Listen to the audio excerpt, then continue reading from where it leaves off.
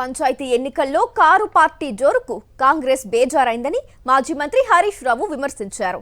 50% సర్పంచ్లను కూడా కాంగ్రెస్ గెలవలేకపోయిందన్నారు. కేసీఆర్ ప్రాజెక్టులు కట్టి నీళ్లు ఇచ్చారని, రేవంత్ రెడ్డి హయాంలో రైతులు కష్టాలు ఎదుర్కొంటున్నారని అన్నారు. ఇప్పటి వరకు 61 సార్లు ఢిల్లీ వెళ్లారని, రేవంత్ రెడ్డి రైజింగ్ సీఎం కాదని ఫ్లయింగ్ సీఎం అని హరీష్ రావు విమర్శించారు. ఇక రేవంత్ మనవడి కోసం 100 కోట్లు దుబారా ఖర్చు చేశారన్నారు.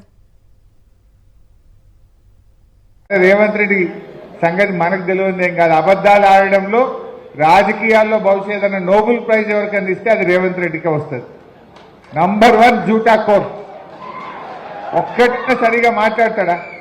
ఇప్పుడు సర్పంచ్ ఎన్నికల్లో నువ్వు గెలిచిందే 50% లోపల.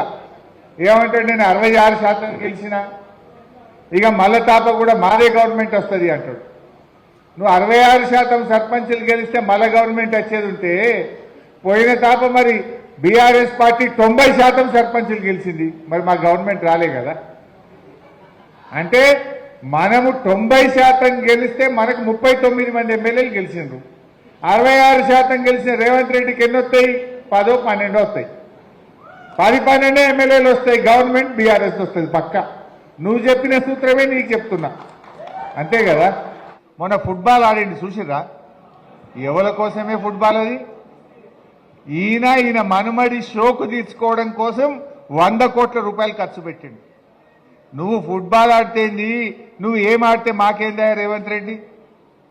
సింగరేణి కాలనీసి 10 కోట్ల రూపాయలు తీసుకుపోయి ఫుట్బాల్ మ్యాచ్కు పెట్టిండు.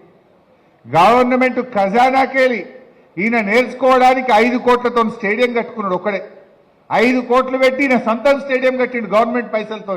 నీ సొంతం పైసలతో కట్టుకో. గవర్నమెంట్ డబ్బులతో ఇవాళ స్టేడియం కట్టిండు రేవంత్ రెడ్డి. సిఎస్ఆర్ నిధులు 100 కోట్ల రూపాయలు ఖరాబ్ చేసిండు.